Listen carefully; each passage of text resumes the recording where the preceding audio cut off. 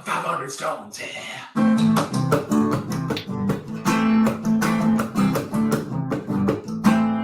There we go. That's a theme song. 500 stones, everybody. Perfect. We did it. Yeah. Yes, episode number 5 for 500 stones. 426 to 401, I believe, are the numbers that we're doing today. I believe that is correct. We are rounding out the first 100.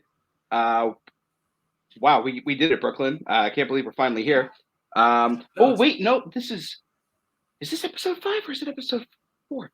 I've lost. This is 4. Oops, this is mistitled. So, hey everyone. Well, they'll fix that in what the big wigs call post production. Mm-hmm. Because we have the top production team in the podcasting game.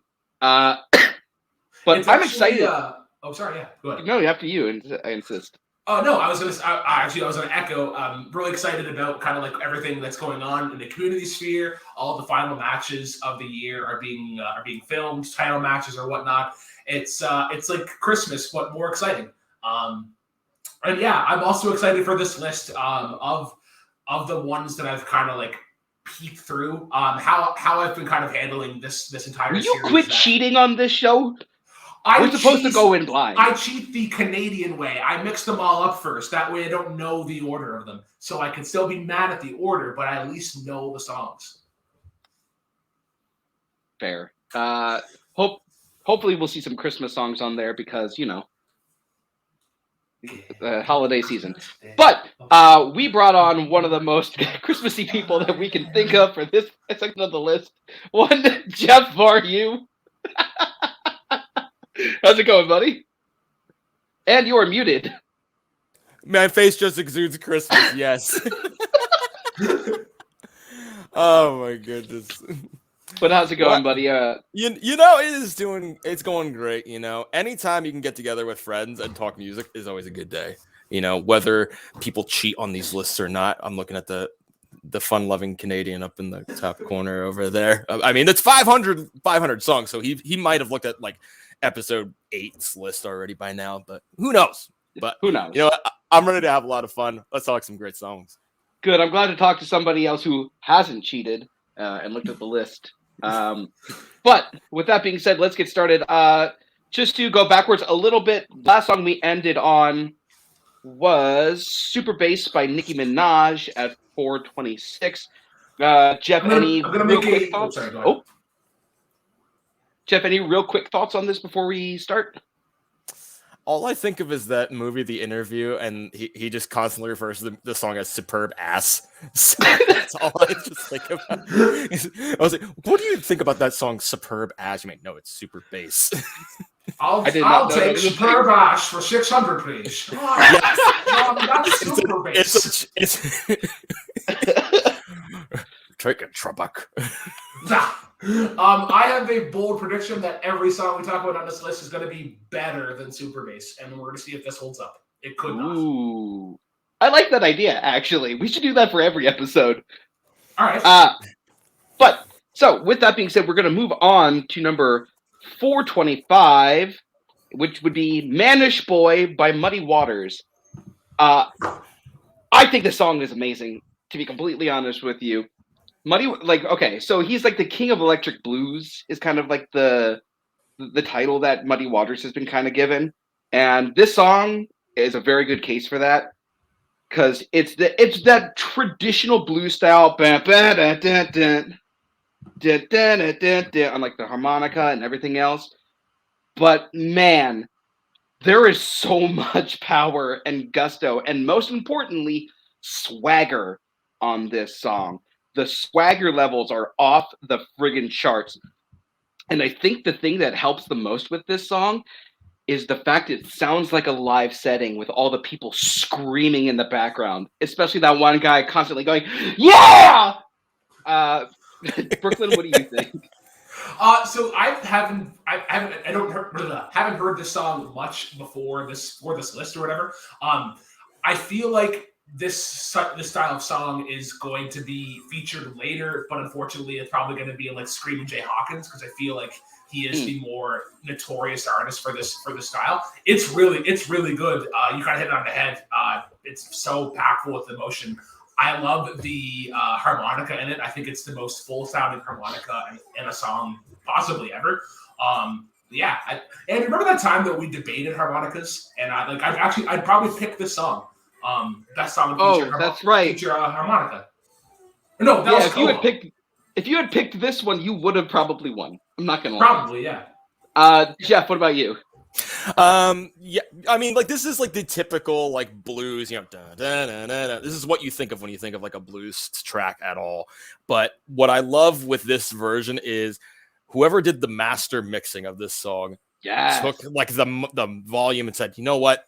Let's just crank that sucker until it just goes till it's like redlining, because all you hear is bum, bum, bum, bum, bum, and that's just like, okay, we got ourselves a jam right here. Like, it's just so raw and it's so intense, and it's like, this is blues right here. Like, this is some good stuff right now. Yeah, those drums are blended in perfectly. Like borderline ready to smack the head completely off. The strings are ready to break. It is just so powerful. It is absolutely cacophonous, and I think you absolutely hit. Thank you. I learned that studying for the SATs. But with that, look where you are now. Everywhere I wanted to be. That's the best answer. Thank you. So with that, we're gonna move on to number 424. Take that standardized testing.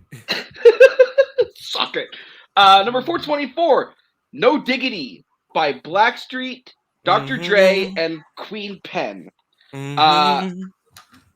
Jeff, let's have you start with this one since you're, I mean, as soon as you just see the words "No Diggity," you just immediately, and as soon as you just hear the phrase "Yo, Dre, drop the verse," you know you're getting something good already. This song, it just exudes just funk and soul, and it just makes you just move along to it. Everything flows to it. Every verse just clicks with it. I still think the second verse is the best, right when the drums kick out. Words, the word spins the verb. Oh, that's like freaking like caramel right there. It's just so smooth. You can't tell me there's a person on here who doesn't like this song. This song's just oozes perfection. I love No Diggity, no doubt. Brooklyn, how about we go to you next? This song fucking slaps. Jeff mentioned the caramel that is overflowing on this song. That is Dr. Dre working magical things with the sugar of his mind. He is. I still believe that he is the greatest producer, one of the greatest hip hop artists of our time. How he is able to, he does a really good job of just kind of cutting the bottom end of everything. He does a really good job of it and Express Yourself too. Even when it's even if Yellow mix a cappella. But you get such a vibrance and such a contrast from all the members. I don't know all their names in particular. But you have that sort of smooth, the sort of suaveness at the beginning, and then you get to the female vocalist in it. And she's much more kind of harsh, more like Lil' Kim style of In Your Face, which was really known for East Coast sort of doing at the time. They were seen as the more aggressive side. But yeah. Teddy Riley is the man I think that we should all really thank for this song. He's the genius behind this. He's probably one of the more prominent figures in that new jack swing kind of sound of that time, that really smooth but in your face kind of production. But yeah, this song is incredible. I stand by what I've said before, that this song is kind of written in a 3-act structure, where Dre introduces Blackstreet to the woman in the club, then Blackstreet trying to impress her, and then her going, "I'm a lot. You're gonna have to work hard to impress me." But yeah, that swing in the melody is just so simple but the moment that everyone falls into that pocket really nicely, it's just one of the most sticky, creative, and just impactful sounds of that entire time period. I'm just rambling because I love this song so much, and I don't really know how to put it into words. I could sit here for another hour and talk about this song. It sounds great. I mean, I could too, but we don't have an hour to talk about just this one song, unfortunately. Yeah. So with that, moving on to number 423, segue. Number 423 is Criminal by Fiona Apple. Brooklyn, how about you start us off? So I'm not a big fan of Fiona Apple from the little bit that I've seen her. I know that Kirk is a massive fan. This is one of the songs that I have not gotten to yet. Wow. Because I think the song is tremendous. I think that the thing that really, really ties this song in like a real nice bow is that flute. That flute that is in here, especially towards the end, is just perfect. Like it just creates this entirely new dynamic. And it's just like this entire song has like this really great jazz kind of attitude, like this almost like hazy kind of like jazz club kind of feel, which is like a little bit of a rock edge. And then that flute comes in to add like this a little classical twist, but it's still like this weird, like alternative sound is creating. And Fiona Apple on this song is just fantastic.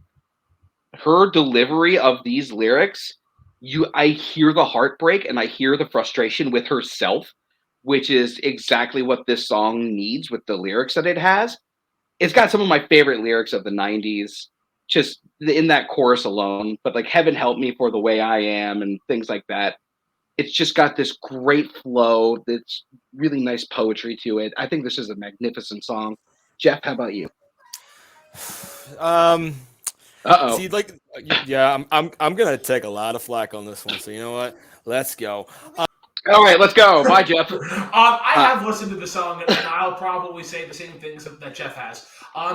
To quote that Fletcher dude in that one Whiplash movie, is she rushing or dragging?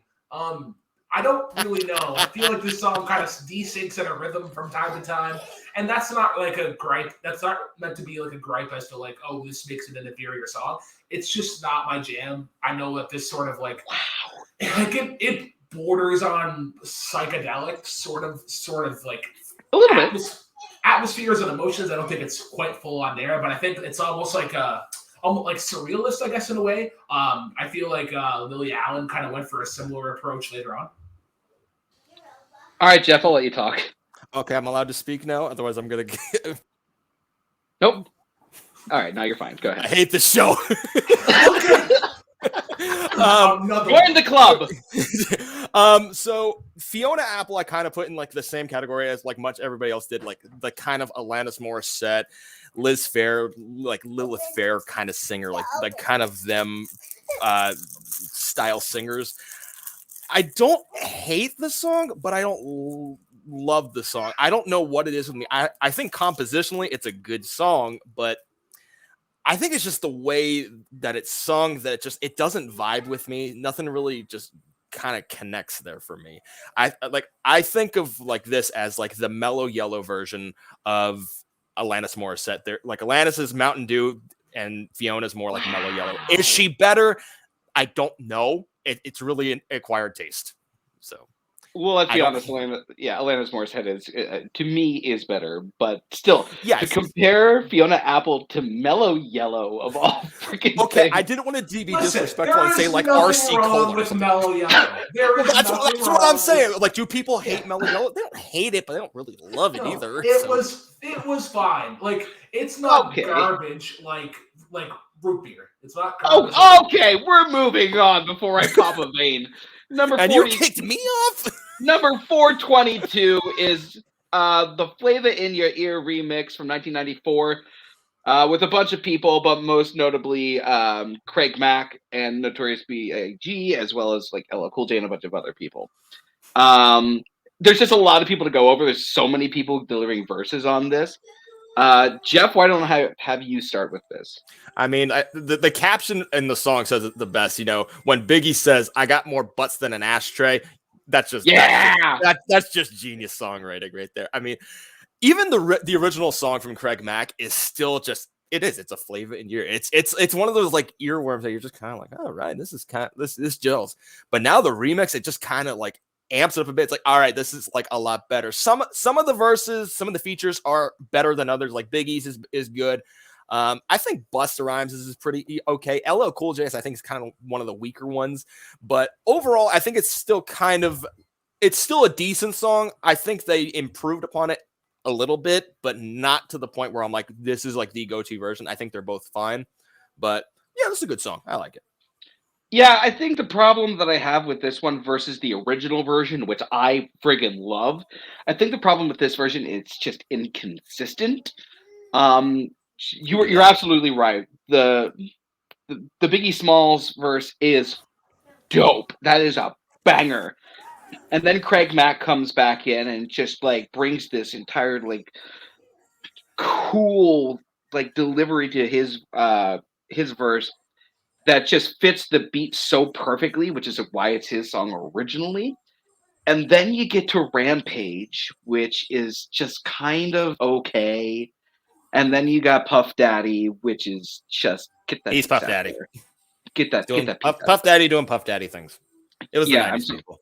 I'm surprised he didn't like pop onto this video with like 2 giant Rolexes.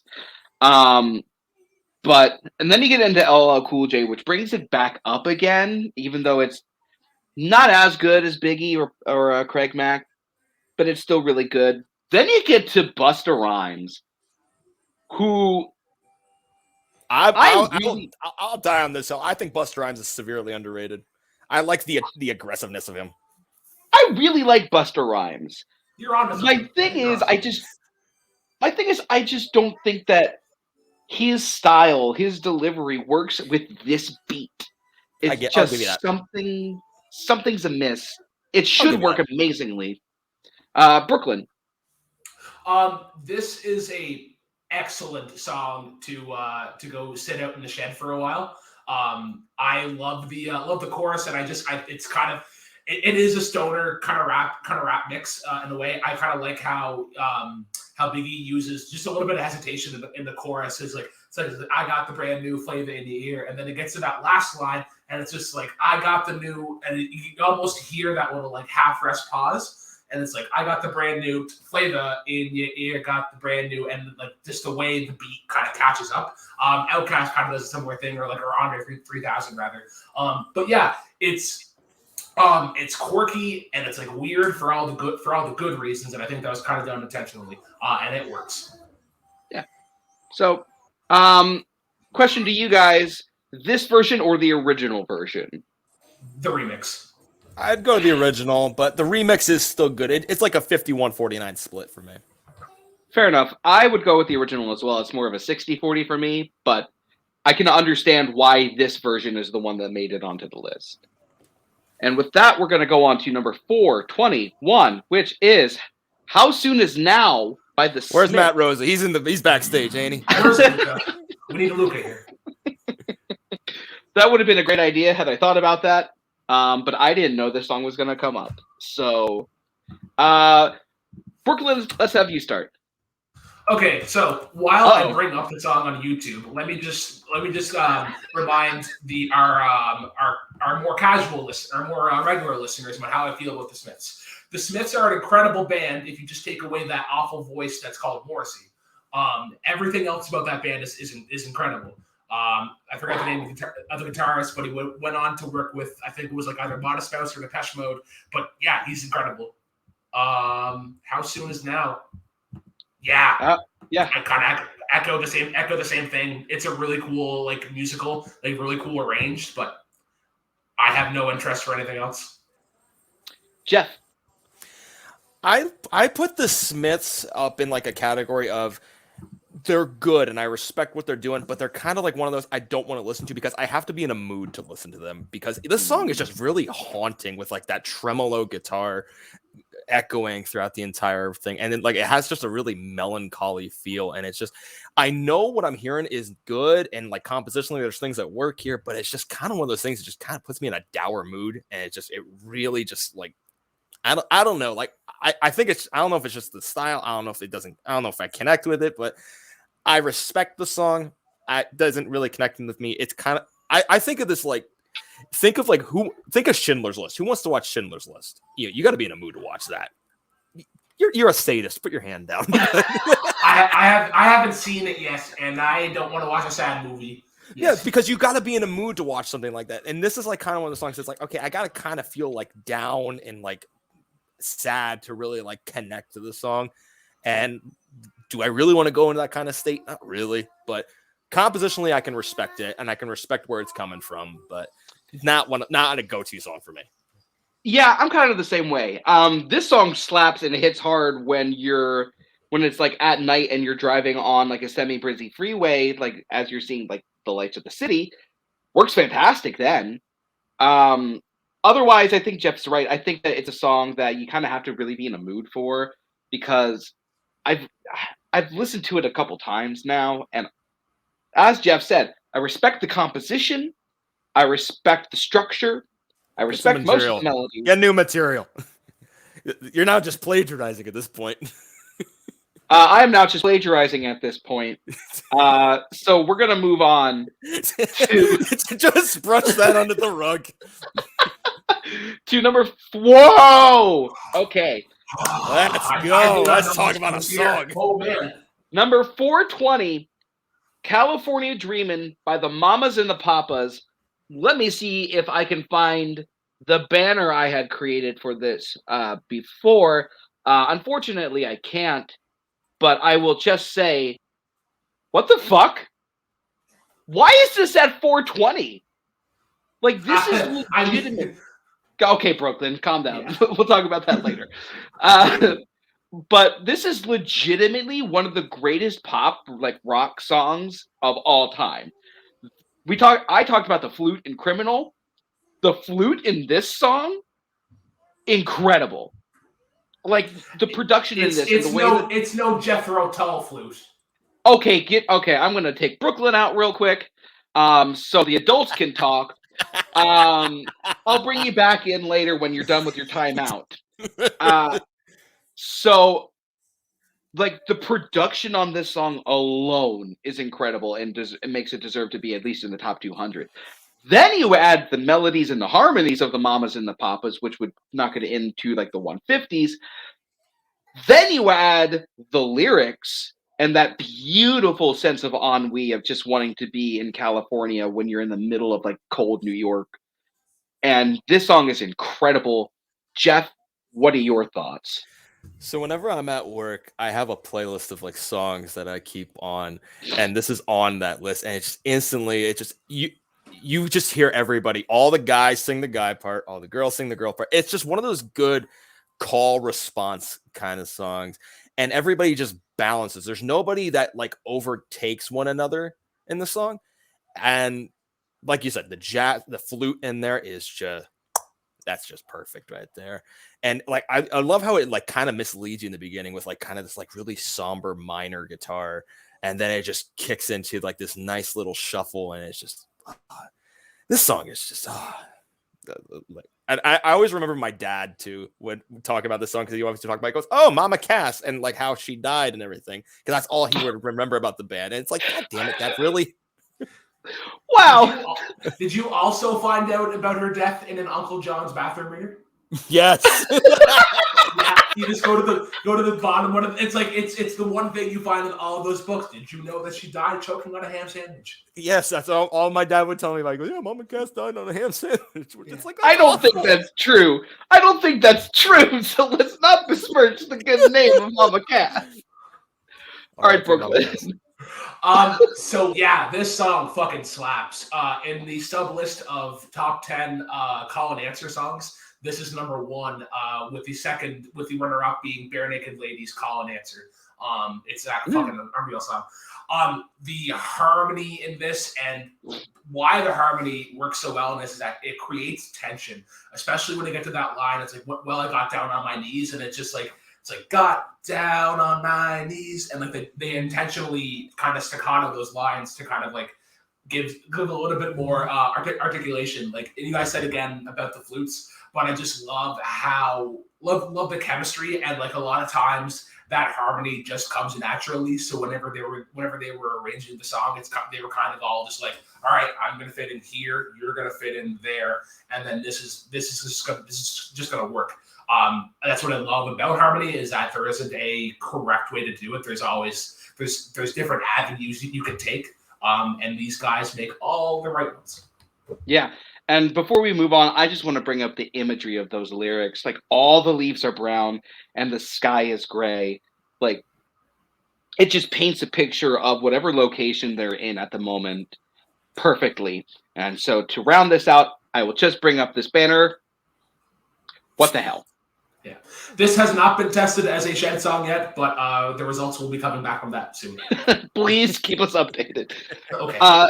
All right, so number 419 is going to be Fantasy by Mariah Carey. Brooklyn, why don't you start us off with this one? I know you're a giant Mariah Carey fan. Mariah Carey's talented. I think she was a little bit before my time. I think if, like, for the kids that were born in like 89, 90, 91, probably got a little more sense of what she was all about. All I just know is like, hey, she sang like a dolphin that one time. I was like, oh, that's really cool. And then she put out We Belong Together, and then that also came out after Glitter. Remember, she was gonna have like a movie career. She kind of, I don't know. She also married Nick Cannon. Maybe not like, I don't know. Why don't you talk about the song Fantasy, Brooklyn? Well, let me get back to Fantasy. Okay, I'll start. This song is really good, but it is built off of that sample from the Tom Tom Club. Like that guitar lick is so perfect. And Tina Weymouth's bass line that they kind of also incorporate, brilliant. I really like Mariah Carey, actually. I'm a pretty big fan of hers. I really like We Belong Together, and what's that one song with Hero in the title? It'll come to me. I think it's just called Hero. Oh, it is just called Hero. Great. I believe it's just called Hero. Great. I'm an expert in this field. And Always Be My Baby. That's my favorite Mariah Carey song. I think this is an A-tier Mariah Carey song. I don't think it's S-tier Mariah Carey, though. So if this is the only song she has on this list overall, I think they picked the wrong one, even though I still really like this song a lot. Jeff, what about you? I stand by you with the fact that this is the wrong Mariah Carey song. They need to do the one she did with Boyz II Men, One Sweet Day. Oh, yeah. When that song came out, I remember like just listening to the radio and like the fact that it was like number one for weeks and weeks and weeks and weeks and weeks. It was crazy. But it held the number one record until Old Town Road. Yeah, which is it. No, we're not going to go down that road. We already did. Unless we see One Sweet Day on this list, at the moment, Old Town Road is better than One Sweet Day. Jeff's gonna kill you. I hate. We're creating so many subplots in this episode. But now that I actually know what the song is, and I actually looked it up, I think what happens is like she's not like Mariah Carey isn't giving a bad performance in the song. It's pretty standard for like what she was putting out at the time. I think it's just an unfortunate situation that everything else going on around her is just more appealing, I guess, or just I tend to like gravitate towards more. Like you said it, Andrew, like the guitar riff in this is great. The bass in this, like those keys, and just kind of how they the kind of flange, I guess, or flare, whatever you want to call it. Flange. I know there is a guitar effect called flanger. Yeah, there is a guitar. Oh, I did not know that. Yeah. I'm an expert in this field. Jeff, any last thoughts? I think it's all been said. I mean, like, yeah, this is another one where we said already before. Compositionally, like the song works. She doesn't add to it to the point where it's like, yo, this is great, but it's not like one of those where I'm like, oh, okay, like this sucks, but it's just ultimately it's just kind of like, okay, this is a fine song. I wouldn't mind it if it came on. It is one of the better 90s Mariah Carey songs. Yes. But I wouldn't classify this as like, man, this is like the song when I think of Mariah Carey. But yeah, so okay, sorry. I'm sorry, go ahead. You're good. So you would pick One Sweet Day. I would pick Always Be My Baby. Brooklyn, what would you pick? I would pick Always Be My Baby. My question that I had for either of you, though, on a scale of 1 to 10, are either of you excited or anticipating the most overplayed Christmas song ever, All I Want for Christmas Is You? Do you know how many times I've heard that song already? Definitely so more than working in a going guitar off of age. factory where there's just it's constantly around. As soon as you hear that, Have you heard? Have you heard the mashup between this and Welcome to the Black Parade? Okay, so that gets thrown off beat a little bit. It doesn't sync up quite. So when there was Dance Off, and I did that with Caleb Coho. Yeah, way back in the day, I did it with Caleb Coe. He chose that song, which I'm like, of course you would. Of course you would choose a My Chemical Romance song and pair it with that. And I had, because we were talking about mashups or whatever. And yeah, I just remember going, I'm like, this song doesn't work. It just doesn't work. All right. He was on the last episode, Jeff. So. Oh, wonderful. Yeah. So. Number 418. Oh, yeah. Green Onions by Booker T and the MGs. So one Payson Johnson sent me a video of him, and I think in like a restaurant with this playing. And, listen, he hates Canadians. His opinion does not matter on this show. It is a proven commodity that he hates Canadians, or at least 3 people from PEI, one of them including myself. All right, I will not bring up E, who shall not be named on this show, until we eventually invite him on. Who knows? Exactly. But basically, this person sent me a video where they were in like a restaurant and this song is playing, and they're just like snapping along to it, and they sent me. This is what something along the lines of, "Hey, look, I'm Andrew Barr right now," and I took that as a compliment because this song freaking slaps. It's a completely instrumental piece, so I'm impressed that it's on this list. And I'm super happy it's on this list. It's a little low, to be completely honest, because compositionally, this song is amazing. Everyone knows didn't. But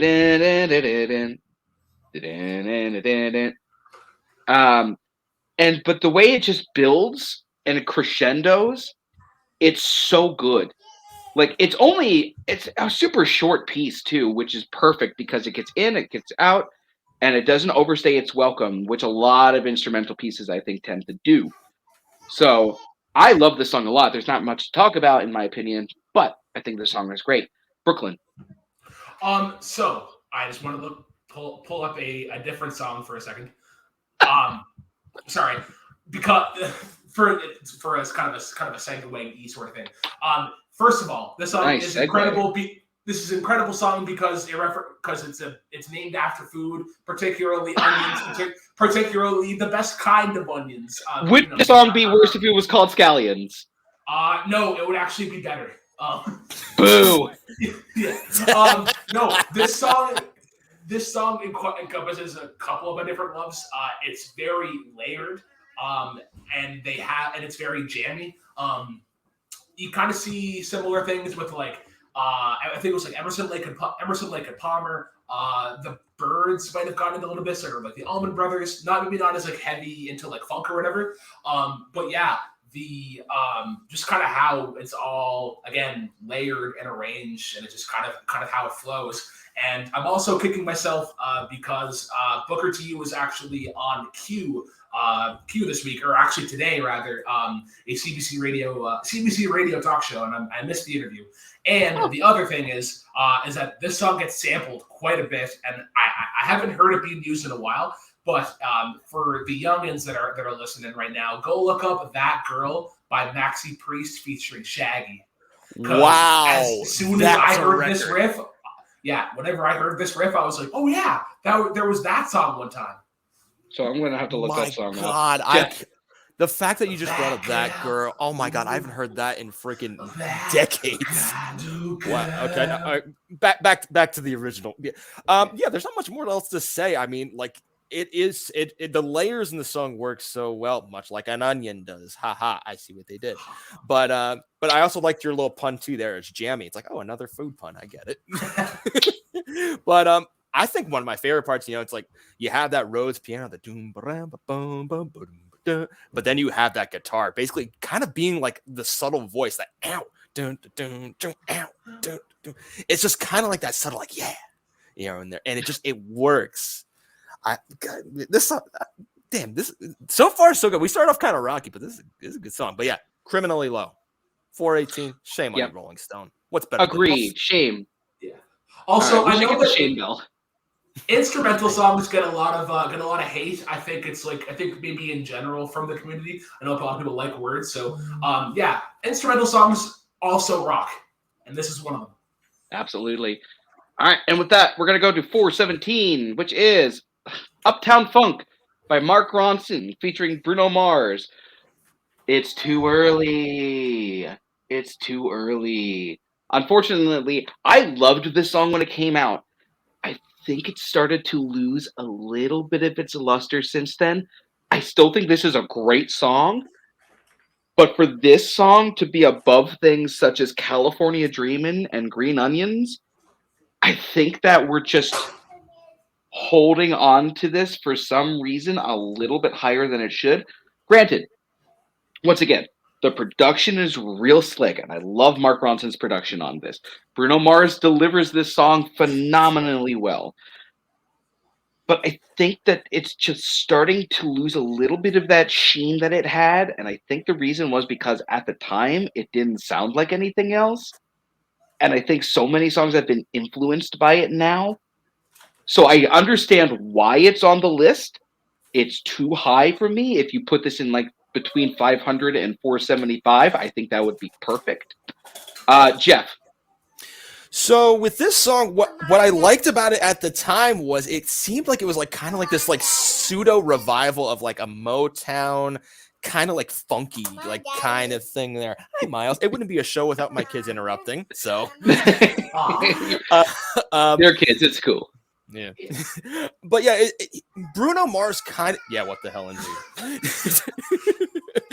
Bruno Mars kind of reminded me of like kind of like this like pseudo revival of like a Motown funk kind of thing, and I liked the idea that they were doing here, and I like the song. I think the song does work a lot. I do believe it lost some of the luster, it lost some of the sheen that it had to it, and it really just kind of just seems like kind of one of those like just toe tapper, just songs that just kind of now it's just like it's not as good as you once thought it was, and it's now just kind of lost its luster in my eyes. So it's a song I'll dance to at a wedding, but as soon as I take this toy out of the way, yeah. Have kids, to our audio listeners, don't worry. Brooklyn. This song is great. It got quite a lot of play during IPN. And then it kind of like it had that lull, I think that every song had, and then it came back. And I disagree with what Andrew was saying. I don't think it's lost any of that flair. I think a lot of the elements in it kind of hold up. If there's anything in this song that I would actually add, I would add in some harmony on the second verse, like when it gets to that Jackson, Mississippi part. There's something about it like where they could add in like a nice like 3-part harmony and then close it out just to give just another little like flair, another little add a bit of flavor. I've been waiting since California Dreaming to get a better song, and we haven't yet. I think this is the right spot. For it, but yeah, California Dreaming is still the best song we've talked about today.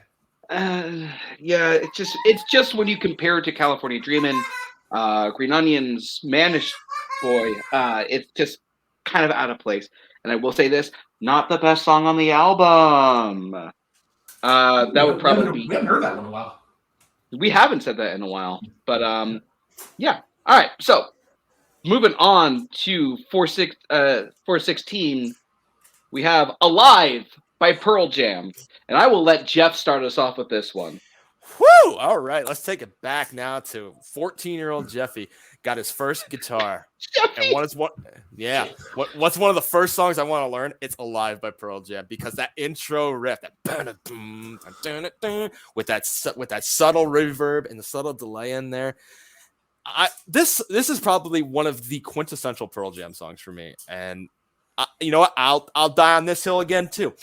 Pearl Jam is way better grunge than Nirvana. I will say it. I will die on that hill. Yep. Oh. I got you. But because I think what makes a song like "Alive" and a lot of the other songs work is Pearl Jam is much more friendly in terms of composition and more approachable, whereas Nirvana is more punk oriented and kind of more edgy and raw for what grunge really was. But going back to the Pearl Jam analogy now, I love the guitar solo in this. This is one of these songs that it's like every guitar player wants to learn. It's just something that just works. Everything about it, the bass is just nice and subtle in there. And then Eddie Vedder's vocals have never sounded better than this song. So, Berkeley. Sorry. This is Pearl Jam is good, but I know there are people in my age range like you, Jeff, that definitely love them more. I think I was more a Soundgarden guy, and then like maybe probably a little closer to like alt rock. I guess you'd say with Weezer, Foo Fighters. This is a very good job or very good song to showcase Eddie's vocals. I don't think it's his best one though. I think Jeremy is really good. And the what's the one? Don't Call Me Daughter. I just think that song is great in general.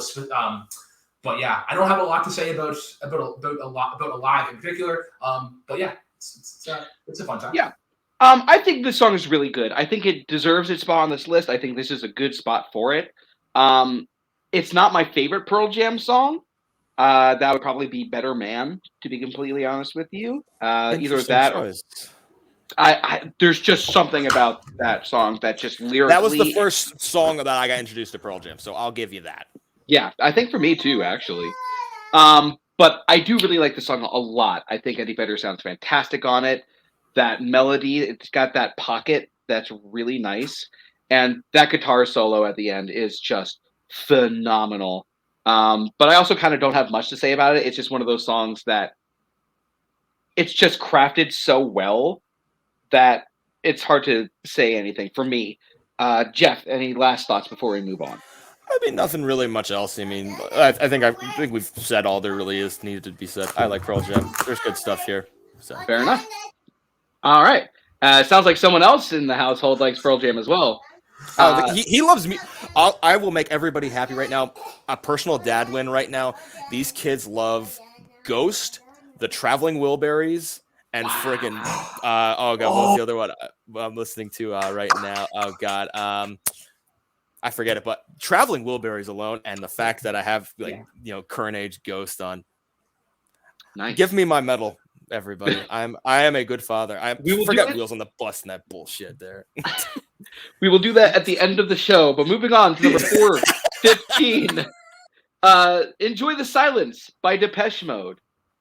Brooklyn, let's have you start off with this one. You're picking the bad songs to us. All right, Jeff, why don't you start off with this one? Okay. I like Depeche Mode. I would say this is probably like the song everybody knows from Depeche Mode, and the one that is probably the most approachable. I like the harmony and the chorus there. Here in my arms, but outside of that, not the rest of the song is kind of like blah. There isn't a whole lot going. It's kind of like that same synthy beat that Depeche Mode is usually known for. 415's fair though. I would say, is it better than some of the songs we've had before? No, but in the 400 range, I'd give it to that. So it's not a bad song, but it's not a song I'm going to be skipping if it's popping up on a playlist. Now, Brooklyn, Yeah, now that I finally recognize what the song is, yeah, I've heard the song You're before. welcome. Yeah, thank you. It's fine. I have been known to be a little bit of a harsher critic when it comes to the 80s, even though this is technically 1990. It's very heavily 80s influence. I think even in the key change, is kind of doing like similar things. I feel like Styx and oh my god, Super Troopers were kind of doing similar things. Yeah, Depeche Mode just again just a little too early for me. It's too new wave for your new wave. I like Depeche Mode. Honestly, I kind of prefer their early stuff when they were doing things like Just Can't Get Enough. You're gonna be one of them. Look, I like Dark Wave. Is the better stuff there, and nobody cares about the new stuff. Okay, moving on. No. But I do like Depeche Mode. I think actually Wrong from like a couple years ago is a banger. Like that song sounds incredible. And I like this song. Like the first 4 minutes are really good. The production's great. Like the horns, the synthetic horns that they kind of add in. That guitar is really catchy and sticky. That the chorus is really well crafted and it sounds amazing. This is not saying it's the single version though, which makes me think it's the album version. And that last 3 to 4 minutes, I just can't. It just doesn't work for me. So with that, we're gonna move on to number 414, Dreaming by Blondie. So Brooklyn, would you like to start with this one? Yes. Give me 2 seconds just to remember which one the song is. I have heard of Blondie. We have words. Yes. We have talked about this band many a time with Bones before, but give me a second. So I will start with this because Blondie is one of my favorite bands of all time. Debbie Harry on this song is perfect. And this was like one of those songs where I'm kind of like, oh yeah, I keep forgetting that this is a Blondie song. But the more and more I hear it, the more and more it becomes one of my favorite songs from them. Just the way that driving instrumental, Debbie Harry's just beautiful vocals on top of that, the melody structure, that bridge where it's just like beep beep, da da da da da da da da da da da. I'm so glad everyone tuned in to listen to me sing. But it's just the composition is so good and the production, the layering is perfect. It's just on the edge of being like overdone, but it's to the point where it makes it sound fantastic and dreamy and spacious. Brooklyn, have you had your chance to do a deeper dive? I dipped my toes in the deep end, we'll say. I haven't heard this song before, but it's pretty like of the Blondie stuff that I've heard, it's pretty middle of the road. If this is at 414, we should be seeing a couple others. From one I think not Glass Houses. What's the name? Heart of Glass. Parallel Lines. Parallel Lines. That's what it. Why did I think that album was called Glass Houses? That's a Billy Joel album.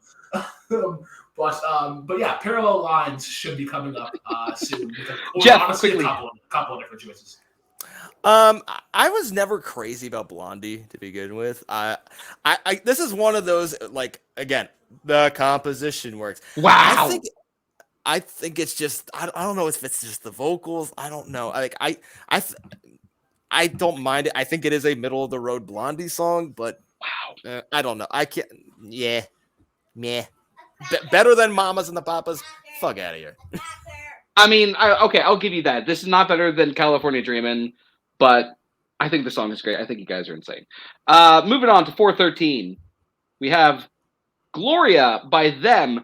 I think a lot of people would recognize them more as Van Morrison and Them. This is like a perfect like garage rock song.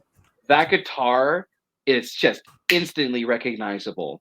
I would do it for you, but I wouldn't be doing it any favors or justice. But just the way that Van Morrison throws himself into these lyrics, it's so good. It's simple, but the power and the delivery of these words, and just the way they scream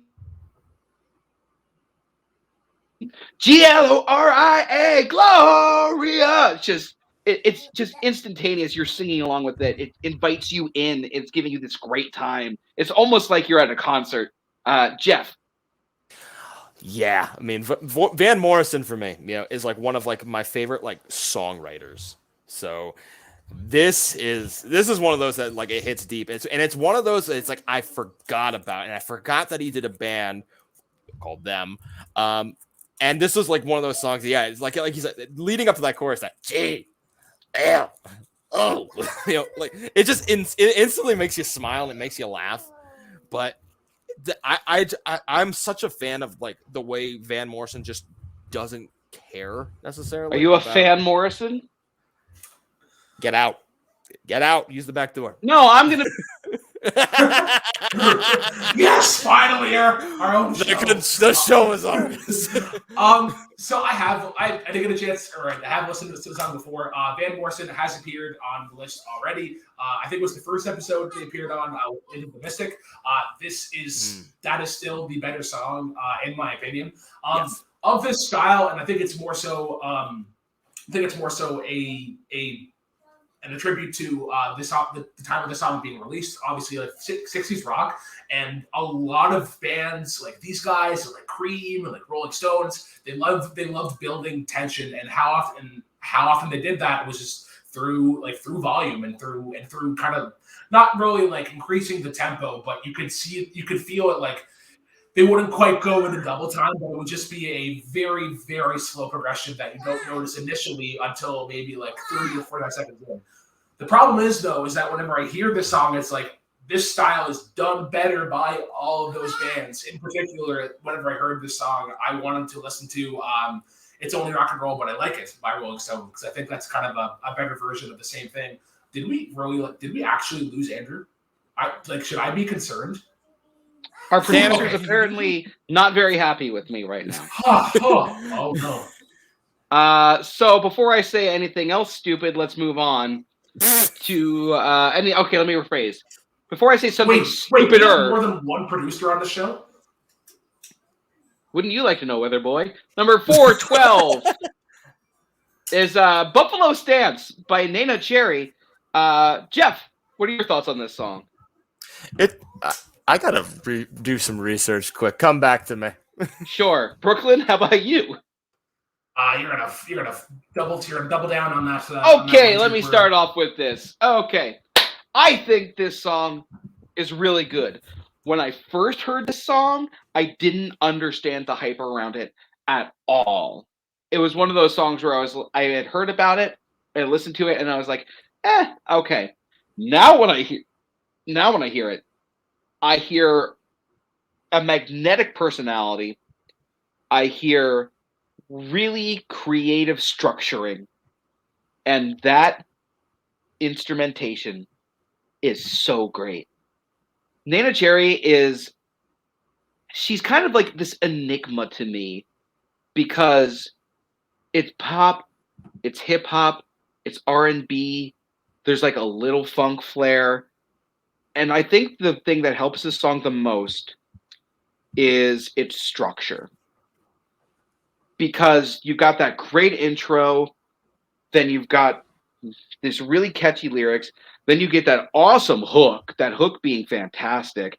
And it's just like the way that like the lyrics and the melody swing in there, like we always stand in a buffalo stance. That and then you get these weird interludes like throughout, where she's doing like an English inflection, and like there's this whole thing about like this guy being a gigolo. It's just structurally really fun, really creative, and really unique in that sense.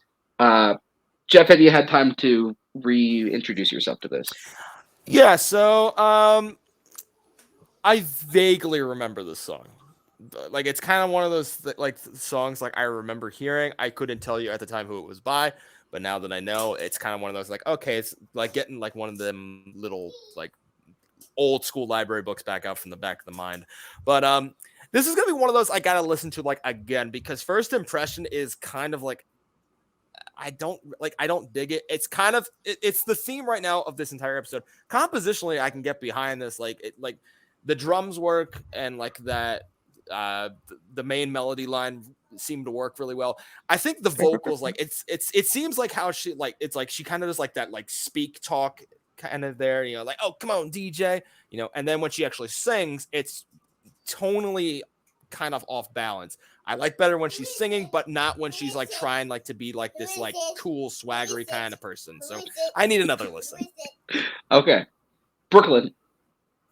So I have listened. I have listened to the song, and it's good. I like what it's doing. I think why I don't resonate with it more is that it reminds me of, I forget who sings it, but it's like come on, it's like come on and take me on an escapade. It has a very similar sort of like melody and riff, like let's get away, ooh, come on and take me on an escapade. Nope, no idea. You know? Yeah, I think because there was that song that got a lot of radio play here. Maybe it was a Canadian artist, but yeah, need to check it out more. But it's sure. I like what I hear so far. Yeah, I will say the last thing I want to add is the production. I love whatever that synth line is that sounds like a plucky instrument, like ding, ding, ding, ding. I think that there's just so much creatively to the song. But as I said before, it is one that I had to listen to a couple times before I finally got it. It's so unique. But moving on to number 411, Heavy Metal Drummer by Wilco.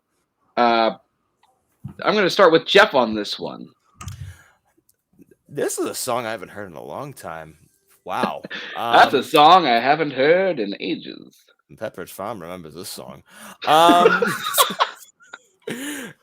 Yeah. Like this was like kind of like during that phase when like the Strokes and like that garage rock sound was like kind of big. Yeah, it's like what 2002 is what it says there. So yeah, this was like kind of this was like kind of like that sound. It was an alright song. I mean, like the vocals don't do anything for me.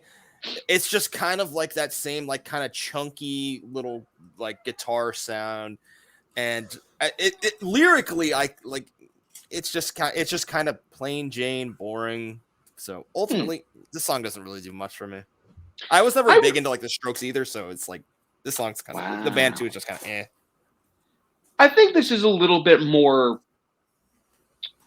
loose than the Strokes personally. Actually, no, that's not the word I would use. More composed than the Strokes. Okay. I think the Strokes are very grungy and garage rocky and kind of like wild, and they kind of like throw themselves into everything, whereas Wilco is a little bit more structured and composed and things like that. But I do understand the parallel you're making. Yeah. Because I think that's more the production than anything, but I think that's correct. I think that I can totally see where you're coming from with that. Wilco is one of those groups that I have so much respect for. I think Jeff Tweedy is a very smart singer, songwriter, composer, and all that. I think he's very talented. And I should love this because it kind of falls into that alt country sphere that I love. It's very breezy, and kind of light, which I think it's sort of like what we talked with the Smiths earlier. I think I have to be in the right mood for this song to impact me. Sometimes it does. Sometimes it's just not the right time. So if it's going to be on this list, I think this is a fine spot, just not above some of the others we've seen. Brooklyn, what are your thoughts? Yeah, I think this song is a little bit ahead of its time. I don't necessarily agree with like kind of like the Strokes or whatever. I would put this more in the vein of like Arcade Fire and of Monsters and Men, or why am I blanking on her name? Little Lion Man. Mumford and Sons. Mumford and Sons. Yeah, Mumford and Sons. Okay. Okay. Yeah, That's a fair comparison. Okay.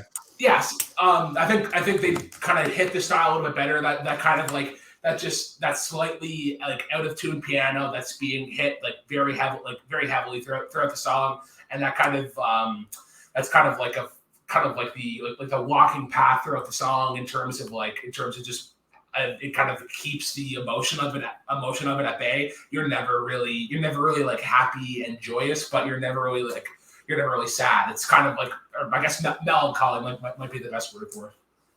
Yeah. I can agree with that. And with that, we're going to move on to number 410, Whipping Post by the Allman Brothers Band. Woo-hoo! Jeff, you seem very excited about this one. I love the Allman Brothers. They are one of like the most talented group of like musicians there. The guitar work is, I was like, Greg Allman and Dwayne Allman are two of the best at like when it comes to like creating a good combination of like Southern boogie rock with like jazz influences in there. And Whipping Post is just one of those songs. And I think it even says it right there. Don't listen to the studio version. Listen to the at Fillmore East version, the live album there. That album is freaking unbelievable. And this song is unbelievable. I love this song. I have not heard that version yet, but I will after this because I friggin' love this song. Mm-hmm. Like just that chunky guitar that opens the song up, and then you start to add everything else. That bass line, that drum, the vocals, and just the lyricism in this song is so good. Like, just that description of feeling like you're tied to the whipping post after, finding out the things that you've just found out. I think it's a great metaphor. I think it's delivered fantastically. And the Allman Brothers were such great composers and instrumentalists. Like that entire section leading up to him just screaming, "Sometimes I feel," going into like this kind of bluesy stomp kind of section. It's just expert composition and fantastic delivery. And it is so hard for me to believe that the first time I ever heard this song was on American Idol. But I'm so glad I did because this is one of the best songs that I can think of. Brooklyn. Yeah, Allman Brothers fucking slap. For anybody who got to play Guitar Hero 2 way back in the day, you probably remember the song Jessica, another instrumental, excellent song. Fair enough of that, Hot Lana. That's a freaking instrumental there. I haven't listened to this song from start to finish, but I did catch a little bit of it, and like of the 30 seconds that I caught, it was during the music, like the instrumental or whatever. And I'm sure Jeff and Andrew know well enough just from talking to me. I love those like live sort of jammy songs where it's like, all right, let's do the verse. All right, cool. We're gonna jam for 5 minutes. Do the next verse. Okay, solo for you, solo for you, solo for you. We're gonna do the verse one more time. Then we're gonna come back into the chorus. It's just songs that like to take their time. Yeah. Also, sorry. One more thing I want to add. Sure. This style is still being done today. Of like this, like that duo, like the duo guitar solo.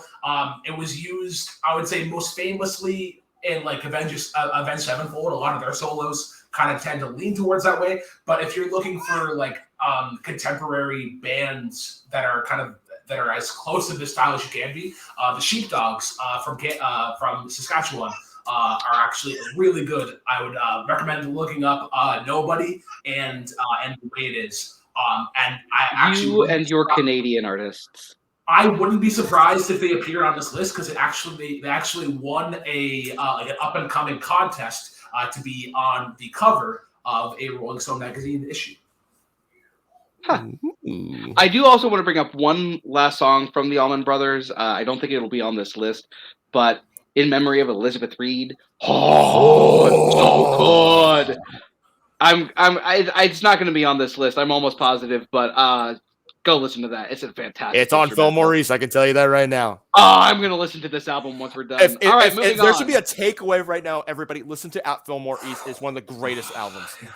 Will do. But number 409 is Everlong by Foo Fighters, and I think we happen to have one of the most knowledgeable people when it comes to the Foo Fighters right here. Jeff, take it away. No, give it to him. Brooklyn, go ahead. Go ahead. No. This is not my favorite Foo Fighters song. This is not the best song on the album. It is a tie between Monkey Wrench and Hey Johnny Park, and I think it's just different depending on what day you ask me. This is one of the greatest examples of songwriters coming across a song just by kind of like fucking around on the guitar. There was a video that was put out, I think it was like last year or the year before, where Dave actually talks about how he kind of came across it, where he was just messing around. And I think the chord he's playing at the time is like it's open D, but he's throwing in, I think it's like the major seventh. I guess it'd be like it's like a C sharp or D G D sharp, and then whenever you fret it, it goes to a C. It's really cool, and then it's interesting because like you can build songs literally just off of that. I haven't attached to this lyrically. This song is about like separation and divorce, and then obviously like I've having gone through everything that I have with now, like I've been separated with my wife for a couple of months now. It's been hard. I'm not gonna lie. But like even just like reading over these lyrics, just lines that I had taken initially as like kind of throwaways are much more impactful. It's like, I know you've always been out of your head, out of my head, I sang, and I wonder when I sing along with you if everything could ever feel this real forever. Because that is something that I miss, or that is something that generally people miss in relationships. And like I think it's one of the greatest things that couples in general can do. It's just like going for a drive and singing along to stuff, because you can get out so much emotion, whether it's good or bad. This is another breakup song, but I think it's done really well. And last thing I'll say, I think again with the guitar, it takes some influences that were going on at the time, but doesn't overuse them. And what I mean by that is, I think it's like they do it firstly in between the first chorus and the second verse, but whenever they're like he's moving on the D string, he's moving off of that C sharp, but it's like creating the tension, like the do do do do do do do do do do do, because you would kind of hear that with I think it was like Sonic Youth were kind of doing it at the time. They're like, you're just kind of like messing around on like that third or fifth just to kind of like make things feel on edge. And I think it's enough of a breather to kind of give it some life, and then you're all excited again by the time you get to the chorus. But enough about this great song on arguably their best album, but I think that's Wasting Light. So I really like this song. I really like this song a lot. I think that the instrumentation is great. It's got this really great like driving rhythm to it. I think Dave Grohl sounds fantastic on the vocals.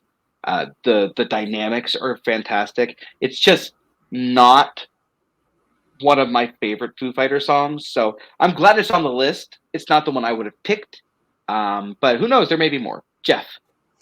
I think like all of us said, has already been said. I view this song kind of as like the natural progression from what rock was in the 90s. Like we were all in like that grunge hardcore phase. And then this is like kind of like this is where rock's eventually gonna be going. Like it's kind of more mainstream. It has those like hard grunge, hard rock influences, but it's a little more approachable and a little bit more like mainstream in a way, because it has like those like poppy elements to it, like, and just sonically, like how it starts off, it just builds and then it crescendos up and then it crescendos down, and it's peaks and valleys. And that's what makes it work so well. It's just a sonically good song. Not the best Foo Fighters song, I agree, but it is a very good song. And I'm very happy that we can at least talk about something Foo Fighters related. Yeah, absolutely.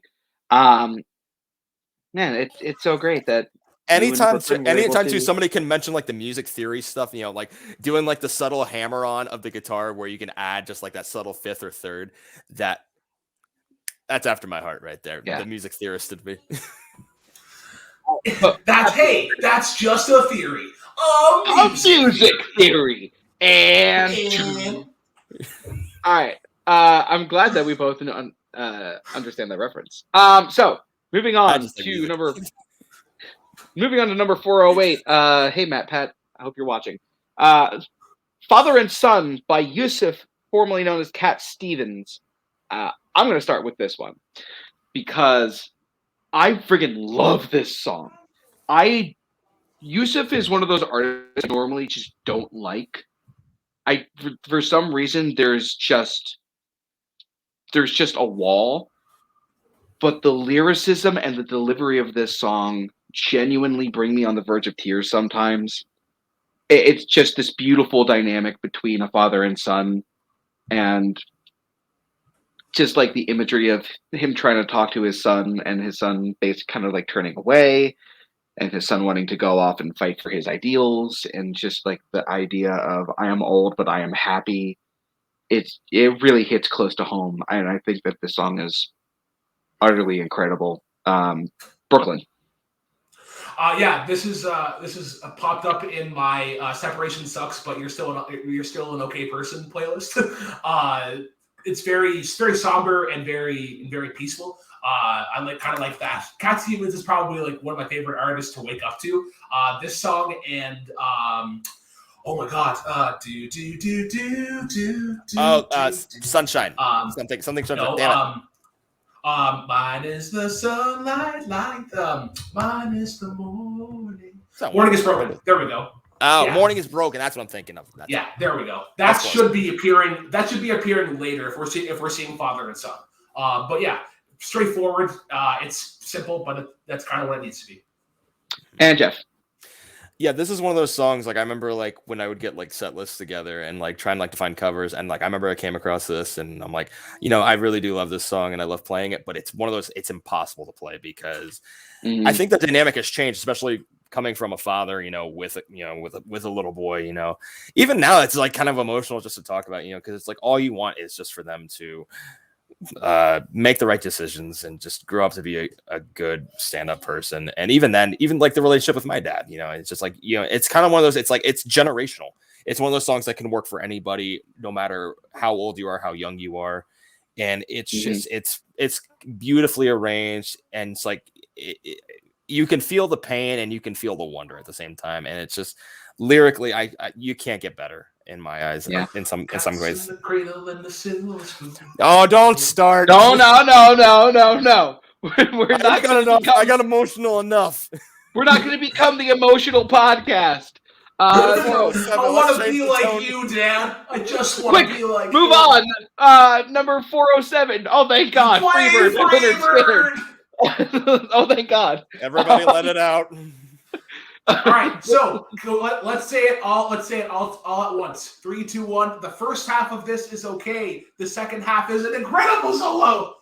I was ready to say play Freebird, but okay. I was about ready to say play Freebird as well, actually. Jeff, what are your thoughts? Yeah, y'all know Lenny Skinner. Freebird, this is like the quintessential Leonard Skinner song everybody talks about. But you know what? I think the real answer you're looking for is Tuesday's Gone. That is the better song from Leonard Skinner. Ooh. But Freebird, like you said, I love the first half. The first half of this song is great. It's a nice mellow song, and it kind of shows them in a different perspective, and it kind of works better for them. And it's like, okay, we haven't seen this side, but then it's like, okay, we gotta go to Southern Boogie. Let's go amp up the tempo all of a sudden, and then it's just this crazy 5-minute long solo, and it's like, okay, let's wrap this up now. Come on, like we could have wrapped this up like 3 minutes ago. But overall, I like it enough, but I'm done hearing this. It's not one of those I'm going to be striving to get here again and again. I actually really prefer the instrumental solo, like 5-minute solo at the end over the first half.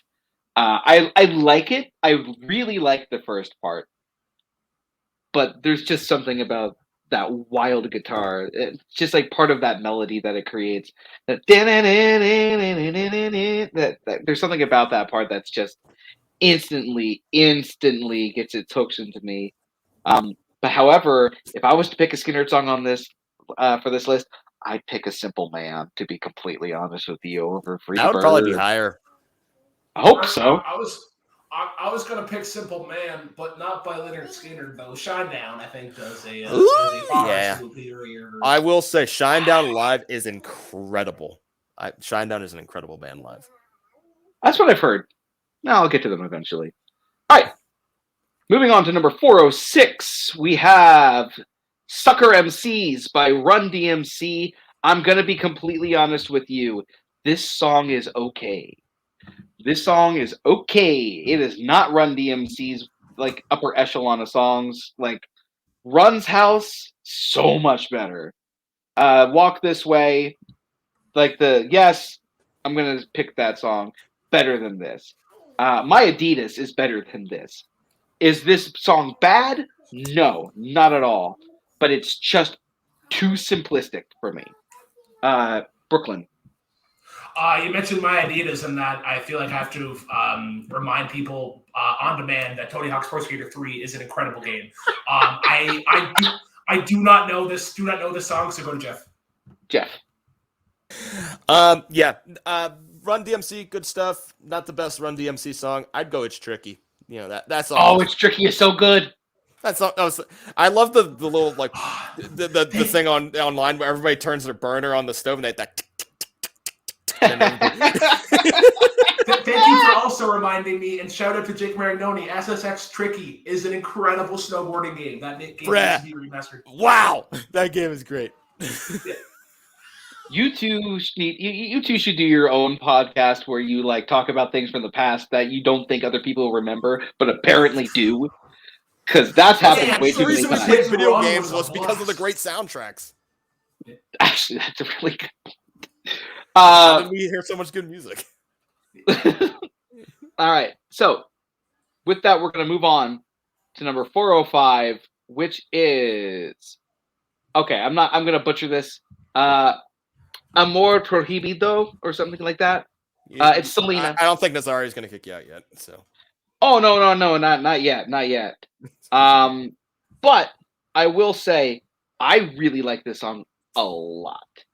Yes, it's a little bit simple in its composition.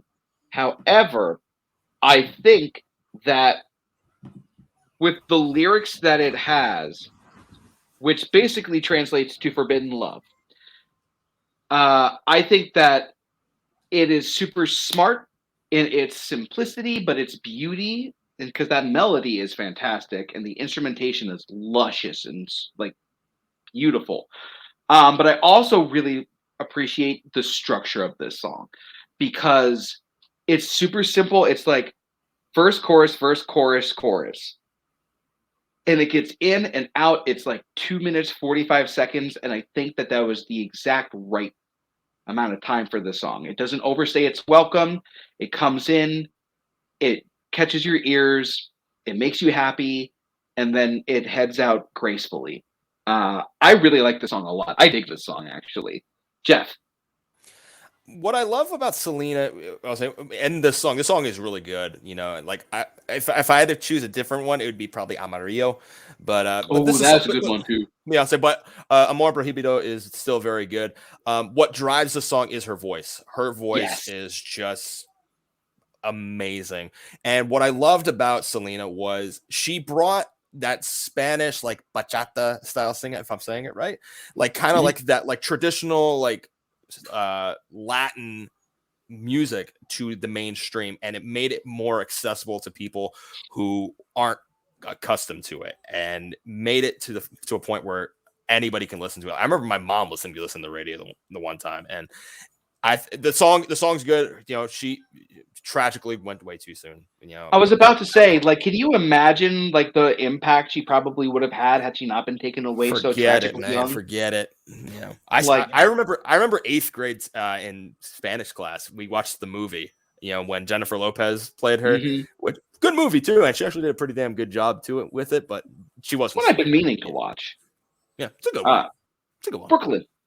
Yeah. Netflix actually does a really good job with their Selena series. It's kind of I like forgot about that. Yeah. it's like half adaptation but half also documentary because like whenever they're doing the concerts like in the show, they're backing it up with real footage of like Wow. where she was at that time. I really got to appreciate Selena and what she was doing at the time. I agree with you, Andrew, and that it's kind of like this song in particular is just a little bit more simple and straightforward. I'm sure if I took like a deeper dive, I'd probably find that like you gotta listen to this one out of all of them.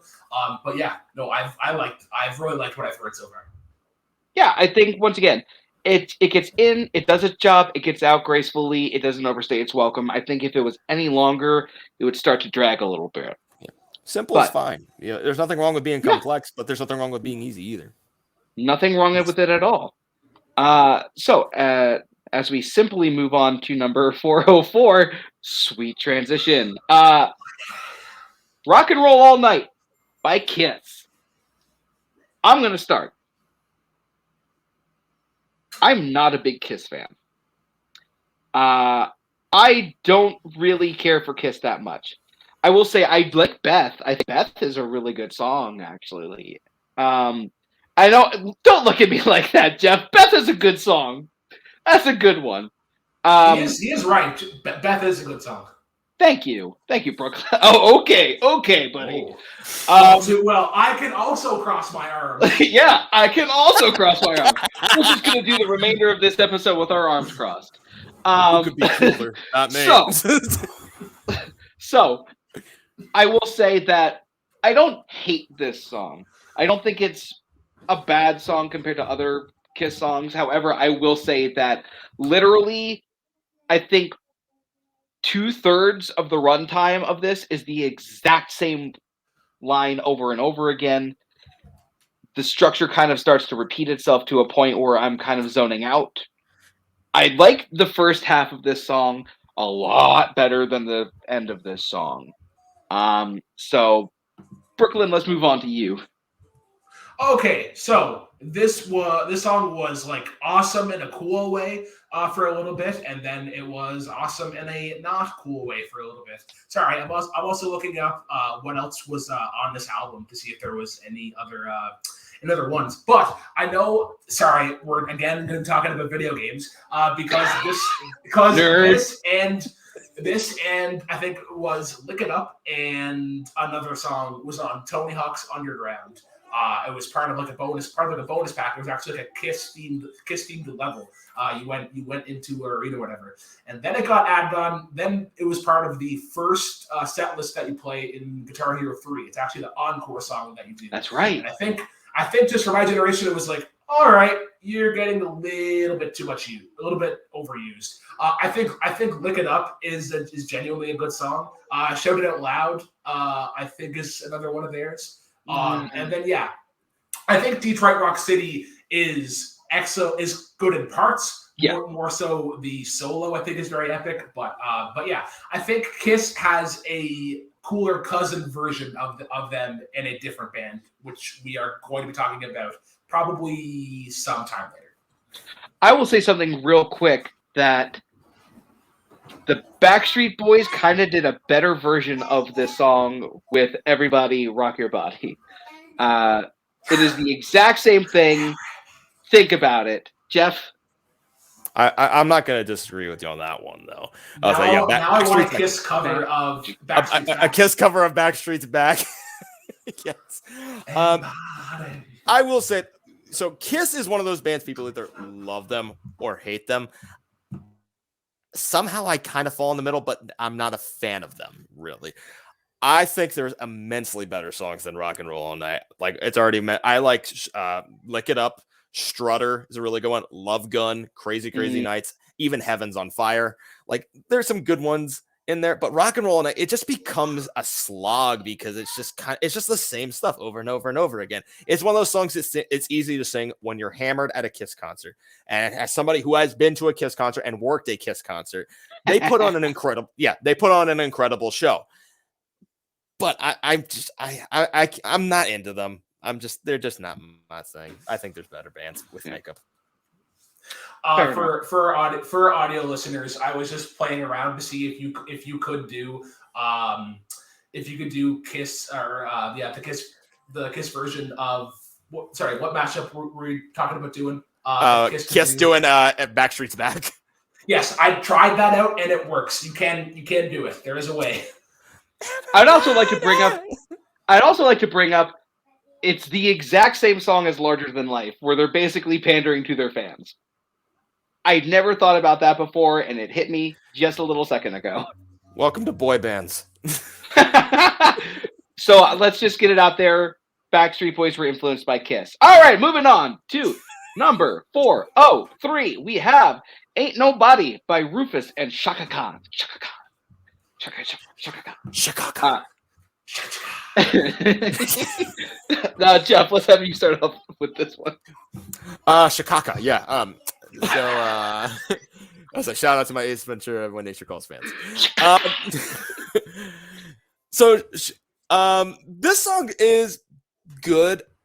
I don't mind Shaka Khan's voice. I know a lot of people are kind of like, she's not good. She's like, I think she does try a little hard. Who says that? Give me their addresses right now.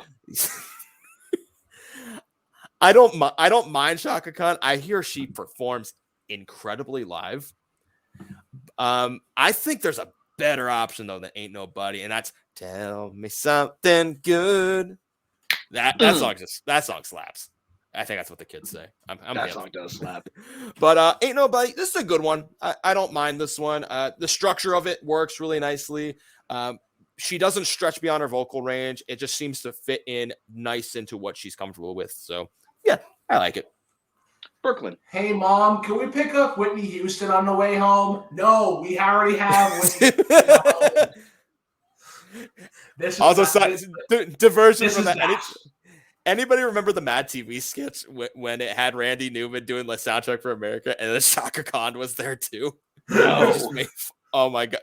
Look up any Randy Newman skit with Mad TV and he does one where he's writing an album about America and he has Shaka Khan as a guest star. It's friggin' funny. But go ahead, Brooklyn. No, we have this is the song they listen to when you want to listen to Whitney Houston, and for some reason you can't listen to Whitney Houston. Wow. Okay, hold on. I'm going to say something that's pretty controversial right now. Okay. I think this song is better than any Whitney Houston song. I like Shaka Khan better than Whitney Houston. Andrew, I am going to make you dance with somebody. I'm going to make you feel the heat with somebody. Yeah, with somebody who loves me. Exactly. Nobody loves me. I've been single for years. So, and I guess that's why they call it time on my head. Time spent with you. So, I friggin' love this song. It's actually my favorite Rufus Shaka Khan song. It's just like her vocals are perfect, and that build is so great as they lead in from the verse to the chorus. It's fantastic. The instrumentation is tight and focused and funky, but it's just so lively, and I think that it's just layered masterfully in the production. I think you guys are kind of insane for underplaying this song.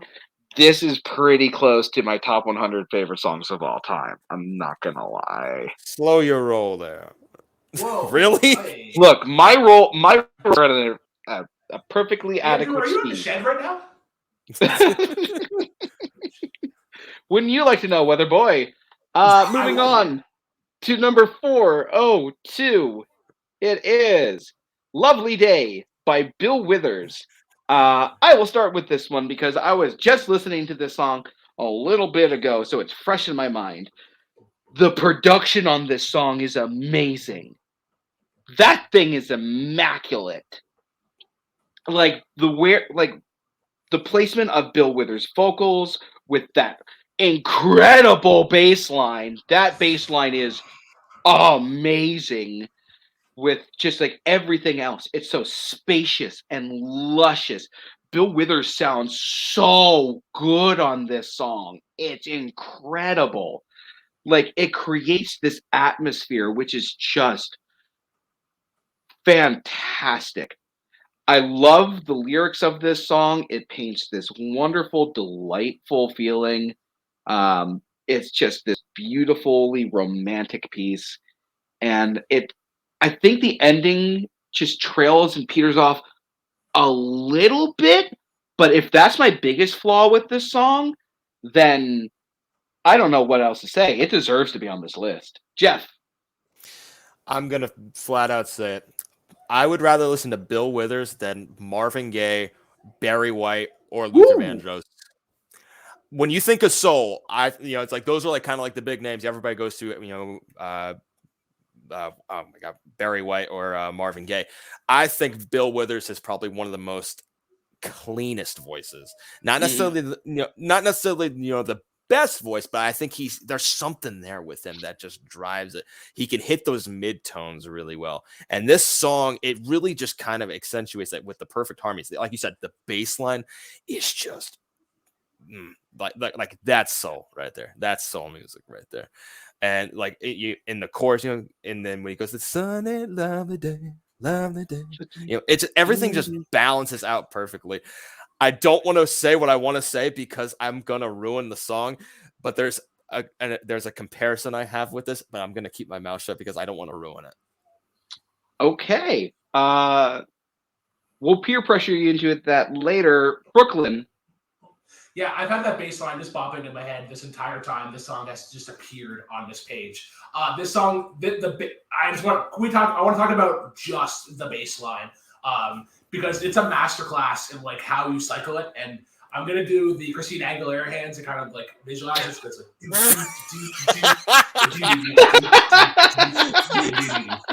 that is the best way to describe.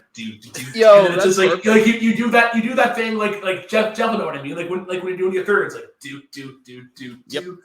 And it's just it's perfect. Yeah. See, we need more hands. Henry Winkler, Christina Aguilera, they're all great people because they use their hands when they talk.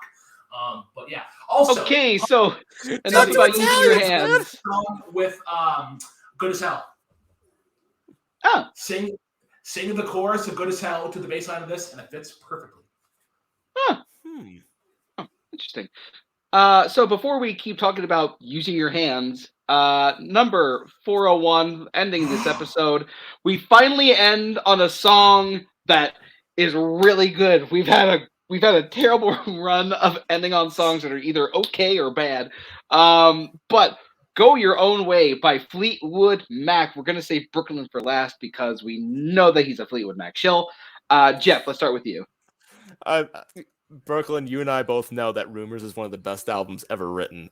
So, but yeah, "Go Your Own Way," man. This is a great song. I mean, come on. I mean, where were you when you found out that that was Lindsey Buckingham singing that song? When you realize you're like, that's a man singing that. That's crazy. But everything in the song just works really well. That nice like gypsy acoustic guitar in the beginning, and then the drums kick in from Mick Fleetwood, and it just completely layers, and then the frickin' chorus, and then the harmony kicks in, and then you just hear Lindsay just screaming and "Go your own way." Go your own way.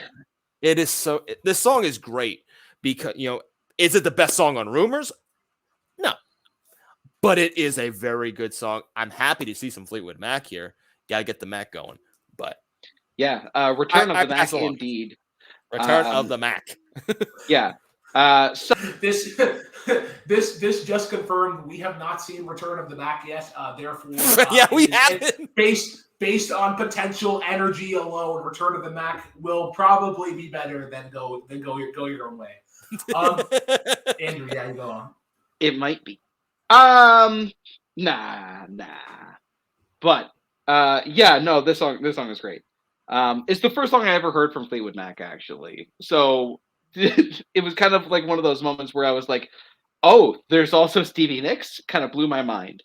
But there's just something about the structure of this song and the power and the emotion behind it. It's just so palpable. It's one of those songs that just rings so true to you. It's kind of It's kind of a heartbreaking song when you think about it. Well, all of Rumors is really when you think about Exactly. it. Exactly.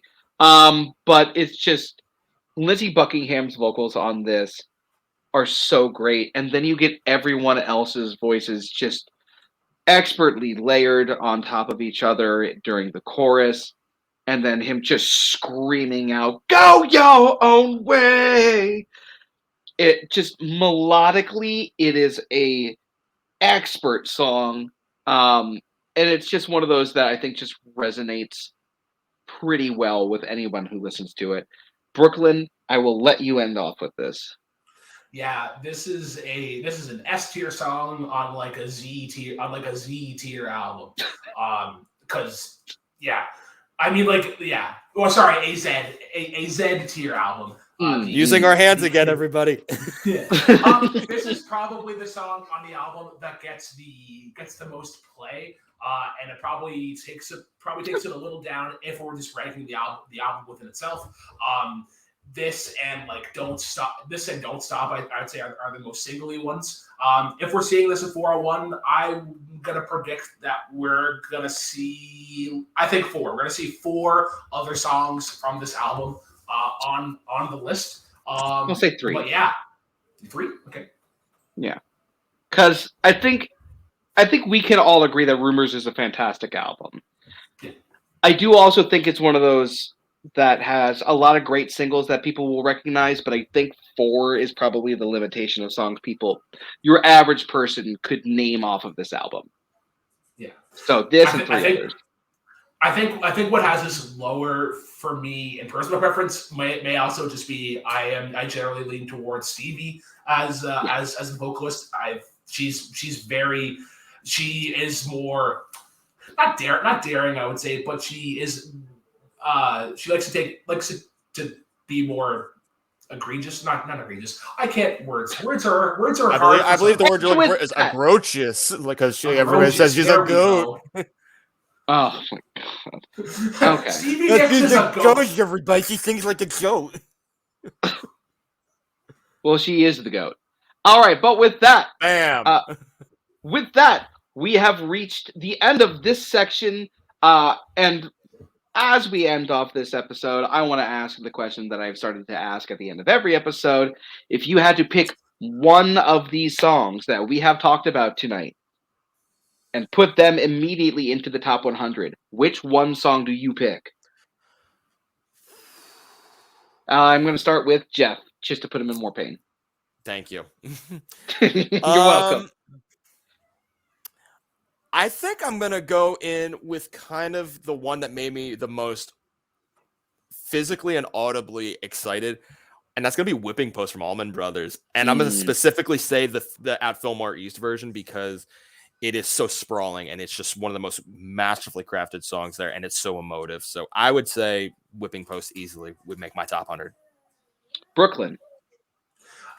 It was California Dreamin', and then Lovely Day came in and was like, "Yeah, you are you are not far superior, but it's probably been the closest race in the last couple shows of what was my favorite of the bunch, and that's saying something even with Foo Fighters and Green Onions, because any other week those are probably songs that there was a lot that was good.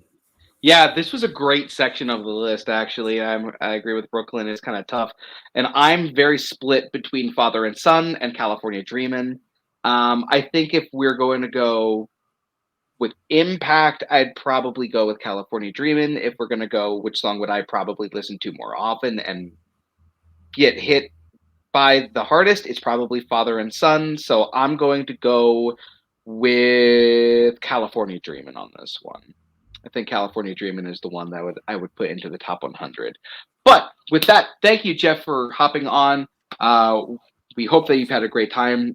We Always. would love to have you back at some point. We'd love to come back. Great. Glad to hear it. I'm glad we didn't drive you away like we have most of the other guests we've had so far. God, no. I was again, it's music. I'm always here. Listen, we only drove away Christopher Walken. That was a one-time thing. Well, let it go. The past is behind us. The dead body is already in the river. Oh, sorry.